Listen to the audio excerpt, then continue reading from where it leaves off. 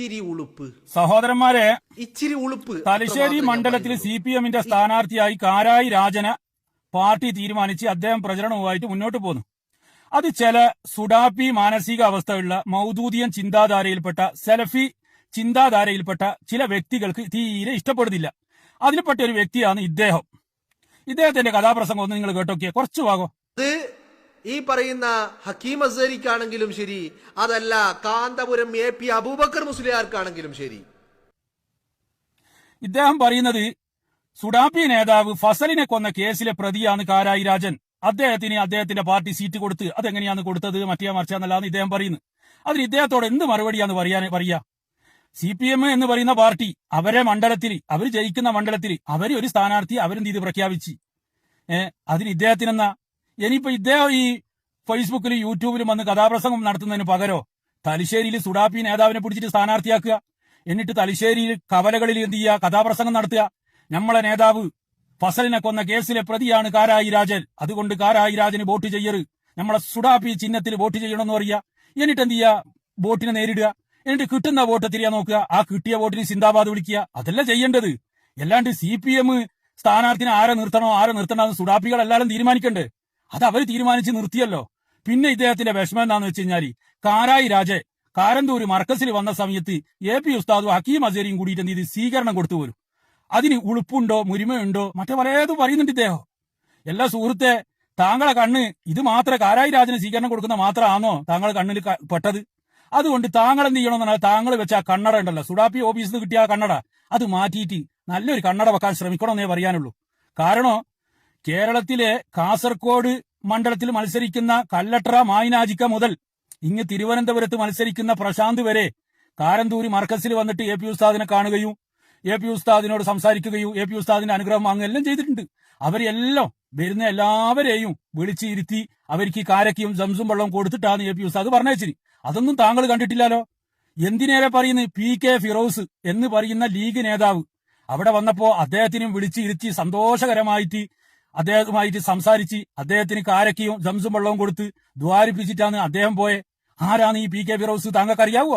താങ്കൾ ഒരു കാര്യം മനസ്സിലാക്കി, ഇതെല്ലാം ഒന്ന് പഠിച്ചിട്ട് കഥാപ്രസംഗം നടത്തുന്നതായിരിക്കും നല്ലേ. PK ഫിറോസ് എന്ന് പറയുന്ന വ്യക്തി ആ കാരന്തൂരി മർക്കസ് എന്ന് പറയുന്ന സ്ഥാപനം ഇല്ലായ്മ ചെയ്യാൻ ഊണു ഉറക്കു ഒഴിഞ്ഞിട്ട് കഠിനാധ്വാനം ചെയ്ത വ്യക്തിയാണ് ഈ PK ഫിറോസ് എന്ന് പറയുന്ന വ്യക്തി. അദ്ദേഹത്തിന് സ്വീകരണം കൊടുത്തിട്ടുണ്ട്, താങ്കൾ കണ്ടിട്ടില്ല അല്ലേ? എന്നാൽ അതേപോലെ തന്നെ PK കുഞ്ഞാലിക്കുട്ടി എന്ന് പറയുന്ന ലീഗിന്റെ നേതാവ് വന്നപ്പോ അദ്ദേഹത്തിനും സംസും വെള്ളവും കാരക്കയും കൊടുത്തിട്ട് സന്തോഷകരമായിട്ട് പറഞ്ഞിട്ടുണ്ട്. ആരാണ് കുഞ്ഞാലിക്കുട്ടി? മുസ്ലിം ലീഗ് എന്ന് പറയുന്ന ആ പാർട്ടിയിൽപ്പെട്ട വ്യക്തികൾ ഈ AP വിഭാഗം പ്രവർത്തകന്മാരെ AP കാന്തപുരം ഉസ്താദിനെ അംഗീകരിക്കുന്നുണ്ട് എന്നതിന്റെ കാരണത്താൽ 12ഓളം വ്യക്തികളെ അറുങ്കൊല ചെയ്ത പ്രസ്ഥാനത്തിൽപ്പെട്ട ആൾക്കാരാണ്.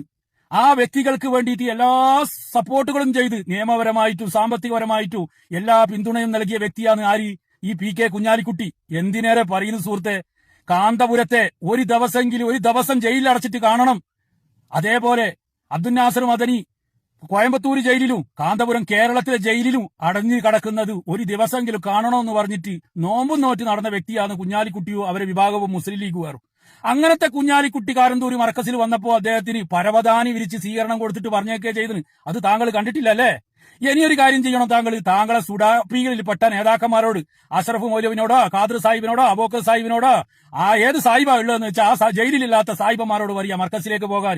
അവർക്കും കൊടുക്കും സ്വീകരണോ, അവർക്കും കൊടുക്കും സംസം വെള്ളവും കാരക്കയെല്ലാം കൊടുത്ത് സന്തോഷകരമായിട്ട് അവരെയും പറഞ്ഞേക്കും സുഹൃത്തെ.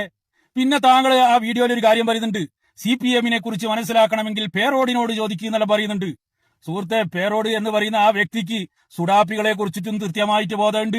മൗദൂദിയൻ സലഫി ചിന്താധാരയിലുള്ള എല്ലാ വർഗത്തെയും കൃത്യമായിട്ട് ബോധ്യമുള്ള വ്യക്തിയാണ് ഈ പേരോട് ഉസ്താദ് എന്ന് പറയുന്ന ആ മഹാനായ വ്യക്തി. അദ്ദേഹം ഇന്ന് ഈ ജീവിച്ചിരിക്കുന്ന തന്നെ, അദ്ദേഹം ഈ കാലഘട്ടത്തിൽ ഇന്ന് ജീവിച്ചിരിക്കുന്നത് തന്നെ ആരെയോ ഭാഗ്യം കൊണ്ടാണ്. കാരണം ഈ ലീഗുകാരുടെ കടാരക്ക് മുമ്പിൽ നിന്ന് എത്ര പ്രാവശ്യമാണ് അദ്ദേഹം തെന്നിമാറിപ്പോയത്. എന്റെ നാട്ടിൽ ഇരിട്ടിയിലെ അടക്കം പ്രസംഗിച്ചോണ്ട് നിൽക്കുമ്പോൾ കല്ലേറ് വന്ന് ഒരു രക്ഷയിലും ഒരു തടുപ്പോറുമില്ല. അദ്ദേഹത്തെ ആളുള്ള പ്രവർത്തകന്മാർ GP കയറ്റിയിട്ട് നാദാപുരത്ത് കുറ്റ്യാടിയിൽ കൊണ്ടുപോയി ആക്കുകയോ ചെയ്ത്. ഇങ്ങനത്തെ അനുഭവങ്ങൾ, നൂറുകണക്കിന് അനുഭവങ്ങൾ പേരോടിനറിയാം. അതാരാ ചെയ്തത്? അത് ഈ മുസ്ലിം ലീഗുകാരാണ്.